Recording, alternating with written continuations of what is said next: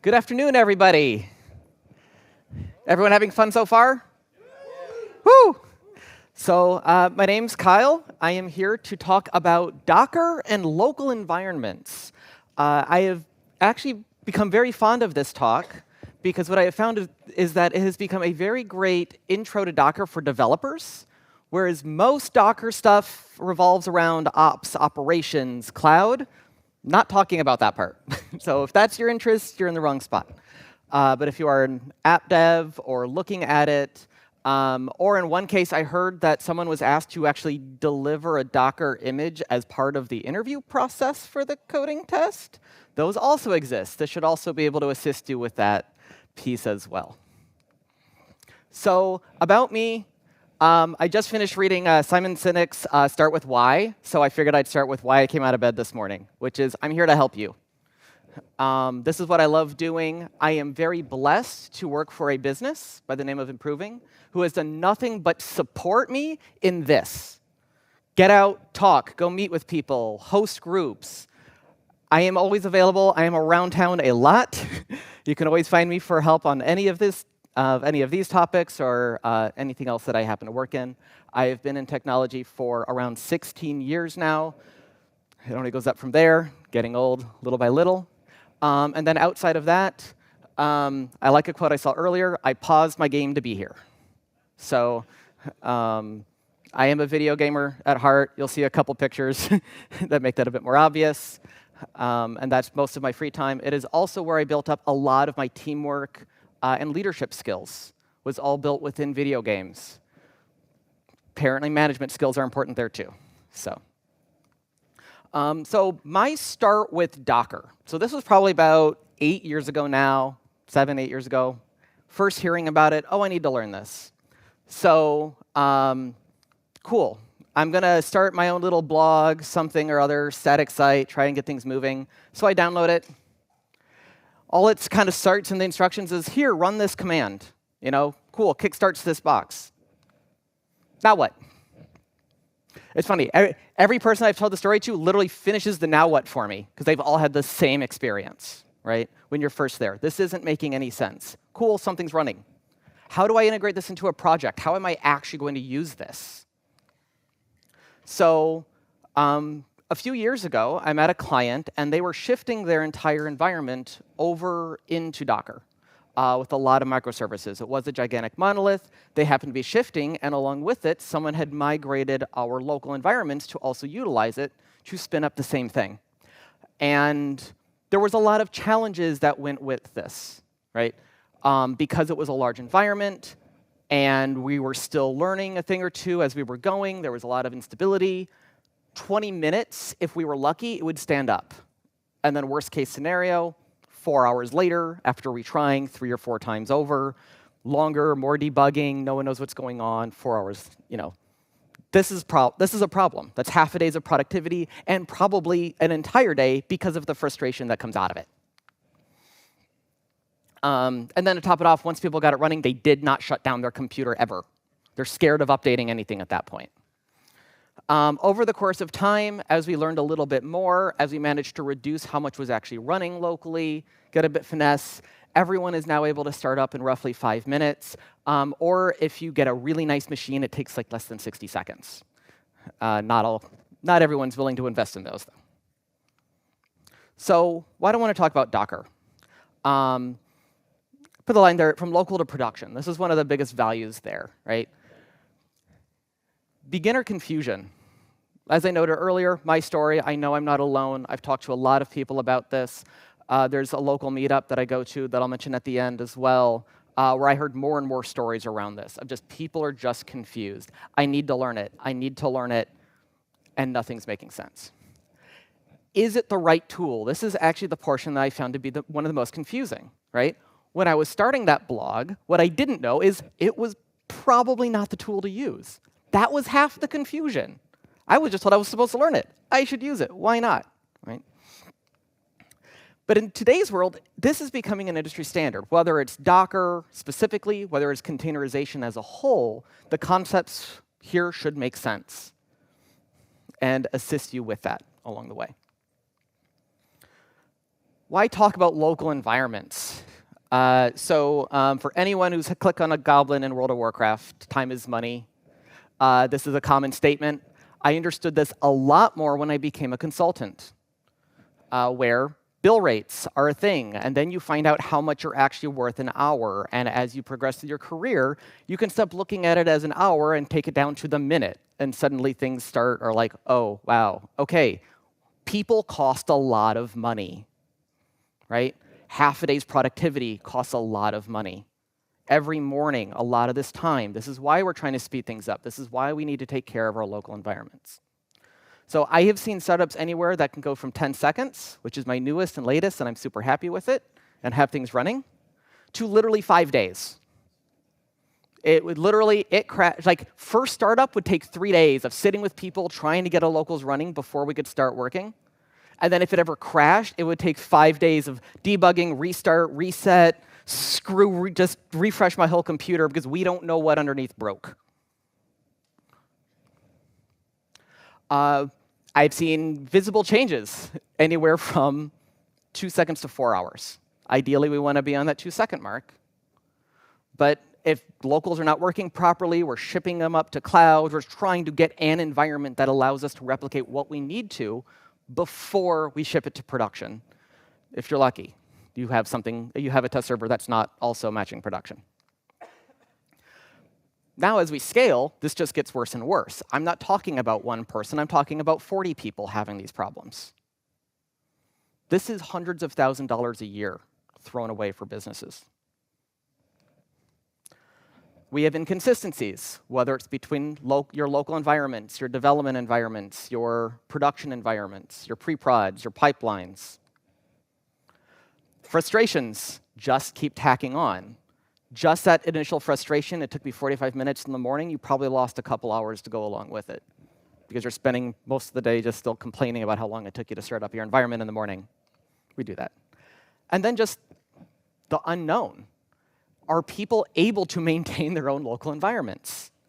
Many of the ones I've gone into, I just didn't understand it. I was one utilizing a Vagrant before, and I'm sure someone there at one point did. They got it set up and running. That person's not there anymore, right?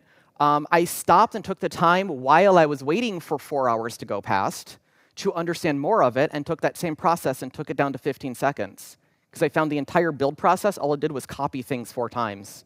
And I created a quick copy command just to copy it to the right location.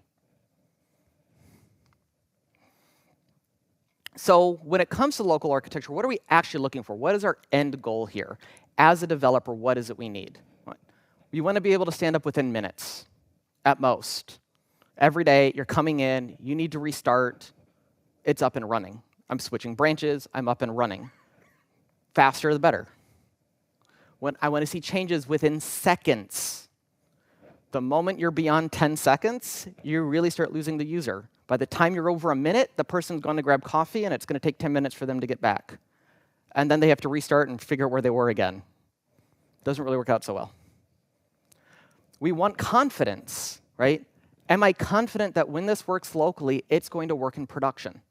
That it's going to work in whatever environment the QA is running on? We want them to be as consistent as possible. Are they going to be completely identical? No, but we want to build in as much as we can because there are settings and passwords and connections that we have to be very cautious with on that front. We want to be able to debug our CI/CD pipelines locally. This is one of the benefits I'll go over as well, where just because I ran that test on my local doesn't necessarily, and I'm failing in the pipeline, well, now I'm committing and pushing up changes over and over again with more debug statements. Again, I'm not getting my few seconds feedback loop. So we want that feedback as soon as possible. When it comes to testing, when it comes to linting, are my code standards correct? These should be instant in front of you. And this is worth a small cost if necessary. But also I want to be able to provide some flexibility. I've yet to work on a team where everyone uses the same IDE. I've yet to work on a team where everyone is actually using the same scenario across the board. Some people like application windows, other people prefer terminals. And I want to be able to support that as much as I can as well to provide that flexibility and ease. So what are we actually getting value-wise if I can piece these two together? One, reduce feature failure rates. If you are familiar with the DORA metrics, this is a huge one towards team productivity. So as we can make things more consistent from that local to production, we build in that confidence, and our overall features are much more likely to work as we move towards production. We can create some level of consistency between developers. It works on my machine. Ran into a lot of those over the course of the past. Since moving to Docker, it is much less likely to run into this. Multiple projects. I've been in scenarios, especially of late, where I have 5 different repositories of different projects open because I assist with supporting multiples of teams. One person asks a question, I'm downloading it, standing things up, testing their stuff, cool, shutting that down, and I still had my other 3 environments running. At any point in time, I think I've had up to 24 Docker different applications running locally on my computer at any one point in time because of who I need to work with. Shutting down, standing up, resetting takes a while, so just start them all up at once. It's fine. Doesn't always work, but it's there, right? Can provide that for support teams. Reducing overall lead time of development to production. It also reduces that time of, hey, this is ready, it going to production, because we've built in that confidence level that it's going to work. Docker runs on a lot of different operating systems right now, whether it's Windows, Macs, which is great for if you do have different developers with that type of preference. You can also run a Docker environment in Raspberry Pis, apparently. I know some people are doing that for fun. So. And the other piece of this is educating developers, right? It is a relatively simple tool, at least I believe it is. Others people can tell me afterwards if I'm wrong on that one, that developers can learn to work on their locals and assist in understanding what operations is dealing with when they're trying to send things to production, right? When we're talking about configurations, operations is much closer with the teams and how we can mimic the same things, utilize the same connections, understanding environment variables, all the way up the chain. One piece of this also, and one of the fundamental pieces, is that developers are going to be more accountable for the operating system side of things, of what's running on an application. So there's more education there necessary for us to do this, but also provides that much more involvement of the developer as things go out. So from a very high level, as I'm looking at what should exist where, right? In production, and if you have a pre-prod for that initial suite of tests or smoke tests before going to production, which in Utopia everyone has, I'm sure a lot of people don't.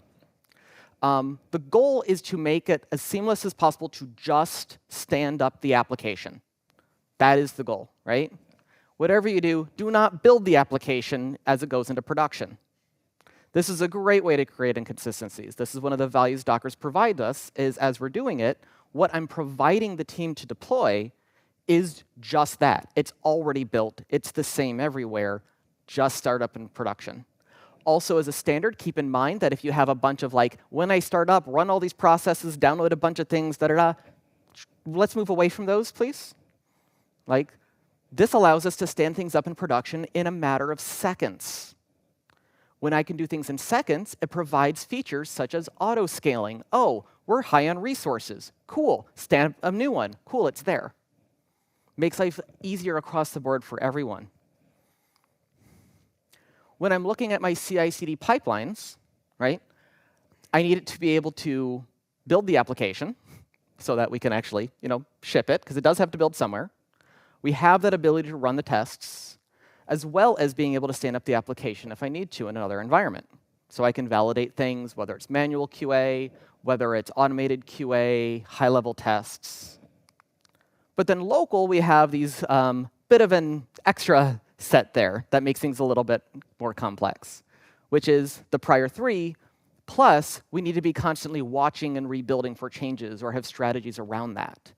So now I kind of just added in a few pieces that don't exist going into production that, wait a second, I thought I wanted this to be consistent with what's in production. So how do we manage that appropriately? So where does Docker come into this? Docker's really good at building the application and standing it up. That's its focus, right? I'm going to create a recipe.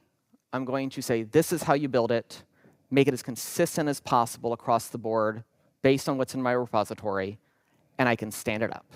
And that's what we're going to focus on really using it here for. So my one-slide intro to Docker, I've not seen this anyone. This is from a development perspective. I am not talking about common kernels or CPUs that everyone else is worried about. This is, as a developer, what am I actually concerned about? First comes a Docker file. This is a file that is a recipe of how my application builds. When I have built based on this Docker file, I am creating what is referred to as a Docker image. So what I actually have to code is both the build side of it, and as well as one line there, which I noted, which is what is the command to actually run the process. Right? Within a container, there has to be a running process, preferably one. They give instructions to run more than one. They also tell you don't do it. But one process. And so long as that process is running, the container is running. The moment that process stops, container shuts down. This creates that Docker image. I like to think of this as a snapshot, right? Right before my application turns on, this image it's there, it is my application. All it's going to do is say, turn on, run my process. And as seamless as that can be, the faster it is, this is what's getting shipped up everywhere. And this stands up in a Docker environment of sorts, whether that's the cloud, Azure, AWS, whether that's your own server. In our case, it's going to be your computers, as we're talking about local environments. Or, I mentioned earlier, a Raspberry Pi, if that's what you really want to do. Why not? Good for a home project. Here's where things kind of shifted a little bit, where previously we would be developing code, right? Or we're producing this code to say, here, ops, go deploy this application, right?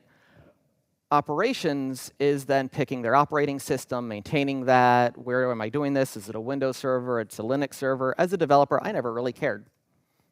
I used to do applications on both of those. It wasn't my responsibility.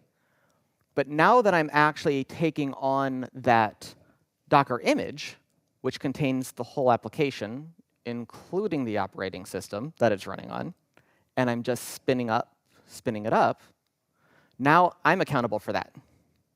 So now instead of here's code, I'm now saying here's a Docker image. Here's a little bit of configuration you may need to know, like environment variables that have to change or something of that nature. But now ops doesn't have to worry about that anymore. And then they're focused on, OK, how do I get this into the cloud? How do I get this wherever it needs to go for production or QA environments? When it comes to our local environments, we have to understand all three. Because your computer is the environment. And so we'll talk a little bit about how we actually spin that part up as well. So when should I do this on my locals? As I alluded to earlier, one of my first mistakes of trying to learn Docker was that may or may not have been the best circumstance for it. So if your application is in the cloud, yes. I find this to be just by far the best way overall. I would encourage anyone utilizing the cloud to understand this enough to say, hey, if I can deliver ops an image, this will make their life easier. We can understand what's necessary on picking, choosing how we run this, where we run it, provide them that information. It allows them to take care of auto-scaling, all that other jazz. So if I'm able to do this locally, great. If I have a static site, which a lot of people's first projects are like, I'm going to learn React or Next.js, they're static site builders, right? This is kind of a toss-up. And that's one reason why it's so hard to understand is like, but I'm trying to understand Docker, and now I'm just confused, right? I will go over an example of doing this. But it's also, hopefully, after seeing this, you'll say, yeah, is this really something I needed to do versus I can just run locally? Because most static sites, especially custom blogs, is you're shipping your static files to a CDN or to a storage somewhere. That's the application, right? I'm not running an application. They're the ones serving up the files. So that's what I would be creating if I'm going to stand that up locally. Creating a library package, this is not my go-to, right? I'm writing code, I'm building it. However, if I'm testing it, I might have another application running that I can ship the library to. Now, note, most of my examples are in Node.js. So for me, this is a copy command up to the application and have it running with my library. Unless you're doing something more operating system specific, then it's a little bit harder. So what actually should be happening between your computer and the container within that Docker container? And there are some people who will try this. I do not recommend it. I have seen people try to put IDEs into the containers. Some people will, and someone out there will say, I did it and I like it. It's like, great for you. I've never seen a team like that, right? Again, trying to create some level of flexibility, but I'm not going to push that on the whole team. So what should be? The application. Yes, definitely in the container. That's kind of the whole point of this talk, right? The build process could be in either one. I could choose to have it building locally, shipping it up, or I can have the container taking care of it with other commands. That's optional. The watch process is going to be alongside wherever you're doing that build. So the watch process being what's actually watching my file changes and rebuilding them appropriately. The linter. My recommendation is locally, because I want to see that as I'm coding in my IDE. So, however, I put a caveat here. So I cross it out and put an asterisk on it to say I can still run my linting command to double check things in the container if I want to, because that's going to mimic my pipelines that are also utilizing the containers. And then the same for the tests, right? I can run them locally, and they run. But if for some reason I've got a little odd difference happening, which also happened to me recently with our wonderful daylight savings time, where pipeline failed, my local's working, what's the problem? Well, I was still able to run the test on the local container and do all my instant debugging, is this working, is this working, is this working, without having to ship things up to the pipeline, because I still enable them to be run in the container, but it is not a must. And IDE, please don't put that in the container. But what if I wanted it to be production-like? Because I'm arguing a little bit here that I can get some value in terms of mimicking what's going to be in production to reduce those future failure rates. So what I've done, and I'll provide it in the examples as well, of having an ability to spin it up in a production-like manner, where the entire goal is the only thing in it is the application, right? So that's important to understand as well. One important piece here that I want to talk about, and this was kind of a shocker to me. I've been working with Node.js for a very long time. And understanding dependencies versus dev dependencies did not make any sense until I started spinning up a Node application locally. Because I decided, oh, I want to make something that's like, I'm going to mimic production. I'm going to do the production install, and I'm going to make sure that this works appropriately, and it just flat out broke. It's like, OK, what's wrong? Well, because most of the times when we're testing things locally, everything's installed. And everything I put in my development dependencies also installed. Well, thankfully, by doing this, I was able to really help understand the separation of dependencies go to your production servers. They are running. That also makes them your security risks. Please vet them heavily, right? It's very easy to say this is a very common library that multitudes of businesses use in the industry, something like React, React DOM. They're always on top of security issues. You expect a lot of updates. Keep an eye on them. Those are easy. Many dev dependencies out there are still sitting in version 0, version 0.7, 0.8, and they're going to stay there. They also should not be on your production servers. So please don't. Please be cautious about that. So understanding this separation is very important. If you are working in Python, I believe Poetry will assist you with handling this as well to make sure you're installing the right things in the right locations. So let's get into the example here. So I noted we start with the Docker file. So this is a relatively simple one that the idea is I can use the same Docker file for both my development and production. And this is the more ideal circumstance. Every once in a while, you may find some variances there. But in a normal case, I have found, or at least what I hope is a more normal case, you'll find that I can use the same one because I'm building the same way. The only real difference is am I installing my dev dependencies or not at the same time, which can be managed through a build argument. So starting offline, because this is a Node.js app, I'm saying from Node. So Node is a Docker image that is already available sitting in Docker Hub. If you are looking at Nginx, if you're looking at Python, you will see a lot of images up there to start with baseline. They support a lot of standards out there already built in so that you don't have to worry as much about it as you're getting started and running an application. You will find that I can choose, even for Node.js, different types of operating systems that I want to run with. I have options there. Please, so my encouragement will always be to specify the version in full. If I were to say latest here, which is an option, then every time it builds, it's going to go pull the latest, which sounds great. Cool, I'm always on the latest. Awesome, except the fact that your local may have just been different from your CI/CD pipelines when it ran the tests, which may be different from the pipelines when it actually built it for production. So specify the version, regularly check in, regularly update, regularly validate them. I'm going to pass in my node environment variable. So this is kind of the development production switch that's pretty common for Node.js apps as they provide it. My working directory. So this is what directory am I actually working on in this inside of this container, right? That's actually up and running at this point. So the way Node.js works, if you are not familiar with it, is you have a package JSON, which is referencing here's my dependencies, here's my dev dependencies, and I need to install them all.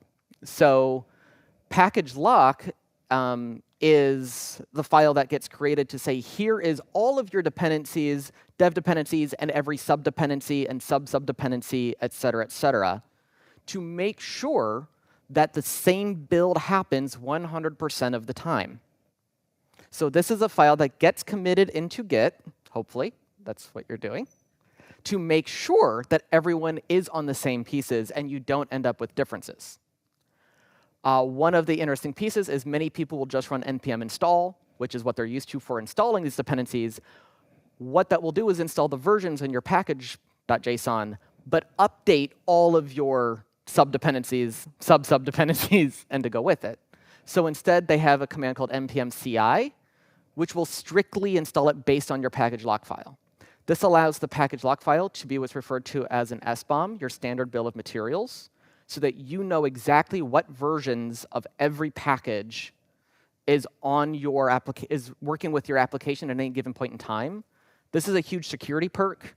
Your security team will be happy that you're doing this for that reason as well, so that if there is an issue, it's very important to be able to log, here's the version, here's where we are, this is what needs to get updated, here's what we need to stop using, et cetera. Copy ... So at this point, essentially, so files are on my machine. I'm copying up as this builds all the files up and over. Because I'm just saying ... what I will have is what's referred to as a Docker ignore file. I will be going over that next. To say don't copy these over. Very similar concept as git ignore or ESLint ignore. Same concept there. And please, please, never run your application as root. I know some people are laughing. It's like, haha, yeah, people don't do that. Yeah, people do this all the time. I am an individual who has, in fact, seen at a business OWASP top 1 get broken and full SSH privileges in as root in a machine from production just by typing in a backtick, right? Do not run your application as root. It is a huge security risk. So the node image already provides us a user for this purpose. So all the commands we ran earlier run as root. And this is an important piece to understand, especially if you end up with file permissions later or anything of that nature. By specifying user node, it's now switching over to this. There are other images out there which may also provide you a way of saying user 0 or user 1, and they create very unnamed users to try and keep things even more disguised. So look at the documentation for whichever base image you're using for that. And then specify which port your application's actually running on in that container. This is just documentation, but is a nice standard and a bonus that if anyone ever needs to go look at it, they can just see it. It says, oh, that was the port. Cool, great. Now I know what to connect to. Oop. I just binged that button on accident. And then the command. What is the actual command that's going to be running when I stand this up in production? So I have an index.js file. I'm running node index.js. Docker ignore. There's actually two ways to do this, both the exclude or the include style. I am actually thinking I'm going to move more into the include style, just because whitelists are generally better. You know exactly what's going on in that. And makes your security team happy. Stick with include lists as much as possible. And then we're going to get to the Docker Compose. So what the Docker Compose file does, it allows me to create a definition of how I want this to build and run on my local machine. Most of the times, ops is probably going to be using something like Kubernetes, Helm charts, building all this Kubernetes stuff. There's this theory that I know some of our ops people had of like, oh, just run the Kubernetes configs locally. It's like, no. I'm not teaching my devs that and how to modify that and work through it. Docker Compose provides a very simplified YAML variant that allows us to stand up this environment. Easy to read configs, bare minimum, only define what you need to. That I have found very useful and that we have been using a very long time and does seem to be the standard for working with your locals on that front. I do believe it is possible to use it for your actual operations as well, getting it to production. I have not seen it actually used in that case, though, personally. So I'm going to define my service. In this case, I'm just going to call it my app, because this is a demo, and that's about as basic as you can get. And I'm going to specify an image name for it. Now, I'm putting the word latest there because I do need a version of what I am building. But I'm not actually going to be pushing this image up from my local, so I'm never going to actually be pushing up an image that says, this is my latest image, and you should be using it. So this just allows it to always be consistent, and just that's what you're building, and that's how it'll reference it locally. And then I'm going to specify some build parameters. So my context is whatever folder the build should actually be happening from a reference standpoint. So I might be working in, say, a mono repository of sorts. I may have multiple applications in different folders. I might be building from those folders. I'll still have my Docker Compose in the root, and I can just update my context to be whichever folder that is. What's the name of the file that is my Docker file? In this case, it is Dockerfile. And I'm going to pass in my node environment argument of development, because this is for my local environment. I'm going to specify a port mapping of what port. So I need to know what port the application's running on, but I still need to run it on a port on my local computer that is unique. This always makes having to deal with multiple repositories fun. Personally, I tend to pick ports based on the name of my repository. So if it starts with a C, you'll always notice my port number starts with a 3, and just kind of go from there. But it doesn't matter as much of this. However, you do want these to be unique between the repositories you're working with. It does help everyone a lot. A lot of open source libraries, when you're working with them, by default, they're like, everyone connect to port 3000. Oh, now I'm just going to like slowly increment. Oh, 3000's taken. I'll do 3001. Then you don't really know what's running anywhere anymore. This allows you to have a more consistent, every time I stand this up, this is the port I'm actually going to be looking at. Volumes allow me to attach files from my computer directly onto the application for it to work with, but also the reverse, so I can see files on the application that's coming down. So personally, I tend to put in volumes for both source and my distribution. So because I'm going to be building on the container, I still have access to the files it built very easily from my IDE, so I can parse through them the same way I'm looking at everything else. If I don't do that, I'd have to SSH in, go browse, see what's going on there. There is kind of the challenge with that is that if your IDE is not set up correctly, it will keep trying to parse and throw errors and warnings on all the bad ESLint issues in your distribution folder, so be careful with that. And I'm also going to send an environment variable, which is development. So the args I noted earlier was part of the build arg. You saw that reference in the Docker file itself. And then now this is the actual, when I stand up the environment, what's running as an environment variable on that service. And then I'm going to have a different command than what's actually in my Docker file, because I'm going to be running the watch system inside of my Docker container as well. So instead of having it built and watched locally, I'm actually going to have the service take care of it. In this case, I'm using nodemon. Nodemon is a simple library that allows you to just restart the node service while it's running. Note that if you just went in, shut down the service, turned it on, your container is going to shut down the moment you stop the process. So nodemon allows it to, is the process that's running, keeping the container alive, and running the additional process for you that is your application, so it can restart it as much as it wants. So time to start running it all. This is the magic command that I have forced all the teams I work with to learn. Breaking it down a little bit, so Docker Compose is what I'm using to run the Docker Compose file. The dash in the middle is now optional. I still keep it because for whatever reason I like it. A dash is no harder for me to type than a spacebar. Up is what's going to stand these up. Dash D means detach. This is going to make it so they're going to run in the background.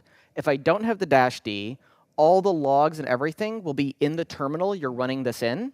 And if I control C, it will shut down the container. So I just find this to be a bit easier and what I tend to see most people do for simplicity's sake. And then dash dash build is saying, please build this before sending it up. It will do that automatically if an image has not already been built.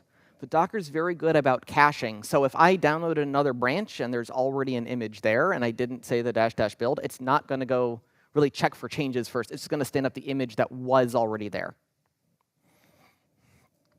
A few additional commands, just so we can look at them. PS, which is get your status. I have no idea what the P stands for. I'll admit it. Down will both shut off and destroy the containers that were built. There's actually a bit of difference there. So it is stop and remove combined. You can choose to just stop. Your container's still there, but not running. Remove will actually remove that. Logs-F is how I browse the logs. And if I'm specifying more than one, that'll just show them all. But one that's also really important that at some point you memorize this and you just get used to it is SSHing in, which is exec allows you to run a command against a container. I specify the container name that I referenced in the Docker Compose file. And then bin bash is just, hey, I'm actually wanting to go run bash now, so please let me in. So a quick demo, which hopefully works when I hit this button. There we go. Pre-recorded, so I couldn't screw this up live. So first thing it's going to be doing is downloading that Docker image from, in this case, Docker Hub. This is just it doing its own efficiency of getting this gigantic image down. I do recommend having your own like Nexus repository or image repository, so you're not pulling directly from the web every time. And then we can see it running all the different commands within the Docker file, just one after the other. Generally easy to start debugging when one breaks. And then that's the PS command of just, OK, so when I run PS, I have the full name of the Docker image that stood up, which in most cases is going to be the folder it's in, which is usually your repository name, the name that I provided it within the Docker Compose file. So anytime I run a Docker Compose command, I'm going to be referencing it with my app. But if for some reason I need to run a Docker command for it, I need to use this entire name. So that's something to bear in mind. And then it sticks ones on there, and I don't think I've ever seen a 2 in the amount of time that I've been doing this. So the built image name. You'll be able to see what the command is that's actually running. And what is often important is what the port numbers were that you bound things to, because you're bound to forget anyway. So knowing where all the ports are of the different applications you're working on was kind of helpful. So Docker Compose PS is, of course, going to show you what's running where you've got that Docker Compose piece. It's only limited to that application, right? If I run Docker PS, I'll get everything running on the computer. So in this case, this didn't seem like a full demo thing, so I just kind of pasted. This was my application that I ran. It was a basic Express.js instance that did nothing but serve hello world. So via the port number that I placed within my Docker Compose file, I now get hello world. Yay. So I talked a little bit about production-like, right? So what's actually changing here? And the main things here in this case is, OK, my node environment's going to be production as part of the build. And I want to make sure that this is passed in when I'm actually doing the final build process in my CI/CD pipelines. And my node environment is going to be production. Cool. So what this is going to do is allow me to build this without my development dependencies installed, using the same Docker file across the board. I put this in a separate Docker Compose file. So in this case, I use dockercompose.production.yaml. You can name these whatever you want. And in order to reference the non-default, you use -f to reference files. And then I'm going to reference, this is the Docker Compose file I'm actually running. You can also specify more than one file, and they will extend off of each other. So you can write files to override others. Be cautious. It's still an inheritance pattern. You can still break things out the same way normal inheritance destroys your applications. And then as I look through my CI/CD pipelines, most of them, if not all of them at this point, allow you to specify a Docker image to run your stuff off of. So because I'm standing up a basic node image based on node 18.17.1, I'm going to tell my CI/CD pipeline, whether it's GitHub, GitLab, et cetera, please run it on a Docker image with the same version. So now, because it's cool, install everything, go install my dependencies, go run the build, go run test, or go run lint, right? Same image that you started with in the first place. I've now built in that consistency. So now, if I ever needed to debug, hey, why is this not working in the pipeline, I can just stand it up locally, SSH into my container, which I showed you the command for earlier, and run it. And that just enables me to have, hey, I've now managed to create on my local something that allows me to focus on this debugging, which you'd be shocked how often that happens. Right? It does happen. When I'm actually building it, I'm going to be running a Docker command. At this point, you're probably looking things up and how you should be pushing this stuff up. I'll admit that. So I'm running a Docker build. I'm passing in my build argument for production. And I'm tagging it with some variant that ops knows how to pick up and utilize. So in this example, I kind of specify, I'm going to put in wherever my registry is, wherever my image repository is.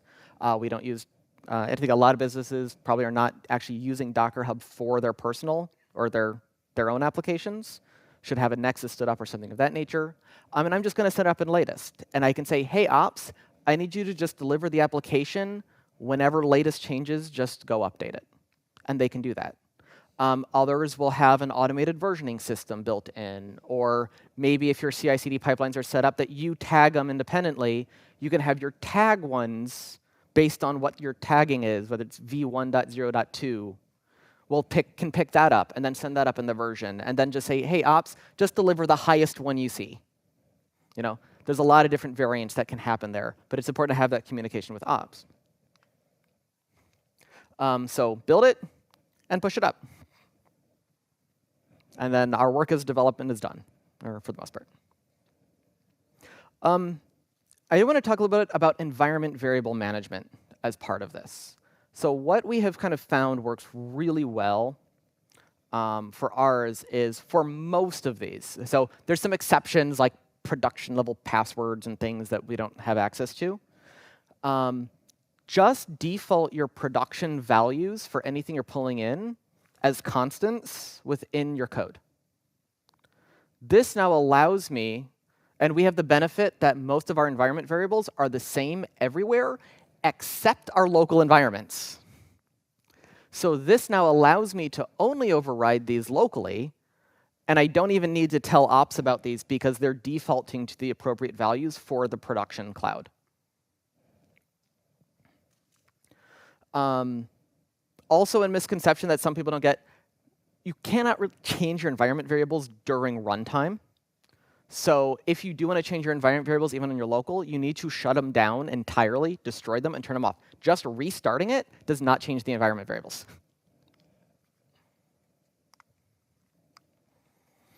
Example 2. So in this case, I decided to pull out a common library that many people may start with, especially in today's technologies, which is React. I'm not a huge proponent of Create React App. As I dissected into it, it just wasn't necessarily what I've ever actually needed. But it is a great starting point for learning it. And a lot of people just go in and say, hey, go spin up Create React App. Cool. What if I wanted to do this with Docker? Can I get the value out of this? So fun note, you'll end up finding very quickly, and how bad I just did that. OK. Is there some issues with this? But the good news is we have our overlords out there with all the answers, also now known as Copilot or Gemini or, pick ChatGPT, pick your favorite. And there's a permissions piece the way Create React App runs that has to get fixed on the Docker file side. Now, because of this, if I'm actually planning on sending this to production, I'm probably going to create 2 Docker files now, because I don't really want to open more permissions to files that are only for development. So that is something to bear in mind when you start adding things. Am I creating more security risks with this? So in this case, I'm essentially saying, hey, there's a new folder in here that Node needs to have access to in order for it to run properly for just my local development because of the way it does caching, things of that nature. Also note, command is npm start now because it provides a nice way to do that, so you're not worried about that. The other piece in here is because the way Create React App works, it uses something referred to as React scripts, which is their own piece. And it does have an automated system built in that if I were to just start this up locally, it's got polling, and it's just watching for your changes and changing automatically. Well, there's some extra environment variables that you have to throw in there to enable that within a Docker container. So found those. I don't remember which overlord gave me that one. I think it was just Google, honestly. And then a quick demo, and it's decent sized here. So similar concept. In this case, I just used IntelliJ's terminal so that I could triple screen it a little bit more easily. And I'm running the same command, getting it up there, seeing it run, making code changes, and I can actively see changes coming through as I'm running them with no issues. So if you happen to like React or want to start learning it, this is a good way to get that practice in, and at the same time get used to debugging what's going to go wrong as you're starting off this process. Static sites. So again, many people start off, I want to create a blog. I'm going to go learn this technology. What should I do? And I do want to try and see if I can get Docker in here. OK, we're going to try this, right? Well, so a CDN is, in our case, or in what we're interested in here, if I'm looking at Netlify serving up static sites for me, is I'm just shipping my files there, and it's the web service that's providing this. Nginx works great for this. It's a fairly simple one. I'm not actually needing to build as much like an application for this at this point, because I'm not really building it. So the application itself, I just need to build my static files. So I still have my build process. I'm just going to go ahead and do this locally, because I don't need my Nginx service doing it. That would be a little bit crazy of trying to get my build process on that. So everything's really just running locally on that front. But I want the application, which is the service serving up the files, to actually be in my container. So in this case, I'm actually just going to say, hey, my Docker Compose, just use the latest Nginx. Great. Go read the documentation on that. All I have to do is volume my files in to this specific folder that they provide in their documentation called /html, go figure. And then I have a static site. Fun part, I needed to learn a little bit more about Nginx recently as I was working in a little bit more. And I thought, I'm going to go grab a Udemy class since I have access to that. And he goes in, OK, let's start up our Nginx instance. And he goes into one of the services out in the cloud where you have to start paying for time, and all this spins up an Nginx instance. And I'm like, I'm just going to go do this. Because all he ended up doing was SSHing into an Nginx instance somewhere in the cloud. And I just took this file and started up and SSH into it. And I could start taking the class without any costs in the cloud. So I can now, I'm not actually building, so I'm just doing an up-d at this point on a separate port. And wait, oh, there we go. So I'm still going to be building my local files, so npm run build, and then go ahead and start it off. In this case, I apparently named my file dockerpost.prod.yaml. I'm not actually sure why at that point, but I'll go fix that later. And then I have my static site being built and loaded onto that port, just served up via Nginx. So if you want to get that nice little initial practice, this now starts piecing together that initial command of go start up a container running in your local, which they always reference Nginx for, apparently, also. Makes a little bit more sense, but I recommend Docker Compose. Don't just go run a Docker command. You're going to have a harder time working with that. So let's talk about some more advanced pieces a little bit here. I mentioned libraries earlier. So would I do this for a library? Usually not. However, a test application you may find fairly valuable within that. There is a library that I actually used recently. I was working with Redis, and I wanted to test an adapter that I was creating against Redis instances. And there's a library called test containers that integrated really well with Jest. So I was able to say, hey, Jest, go spin up a Redis cache container for me, and I'm just going to run my tests this way and do integrated tests. My alternative would be to completely mock out everything, but which one am I going to trust more actually works? Right? So it really enabled me to feel more confident in my test. And I will say it is stable enough. At that point, you're talking middle of the pyramid integration level tests, but it really built in that confidence that I know my Redis adapter works. And I don't change them very often, so it doesn't have to actually run the test very often. If I need more than one process, I can add them into my Docker Compose. So in this case, leaning on my cache of Redis that I just noted, I can easily spin this up, create the connections to it, references the same way that I would in, say, the cloud, if they're sitting within the same network. So I'm used to an e-commerce cloud right now. There are 10, 12 different applications running at a given point in time. So if I do need to spin up one locally, I just make sure they have the same name that they have reference to in the cloud, and everything just connects the same way. I don't even need to change any variables to go with them. Also, a small little hack that I found is that if I need an external reference to an API, and I, for whatever reason, can't do an environment variable, oddly enough, I ran into this one recently, I can spin up an Nginx instance on mine, add it to my Docker Compose, give it the same name that the API has, and then just reverse proxy up to the API. A little bit of fun there. There is also a bit of what's referred to as multi-stage Docker files. I've seen these in use, and we backed away from them, but you may find them of use. I don't find these as useful when it comes to local development, because the idea here is I have one stage that's taking care of all the build processes, has the build stuff installed, and then you copy it into the final one. So the final one doesn't actually have any of your development dependencies installed, right? Which is a great option on that front.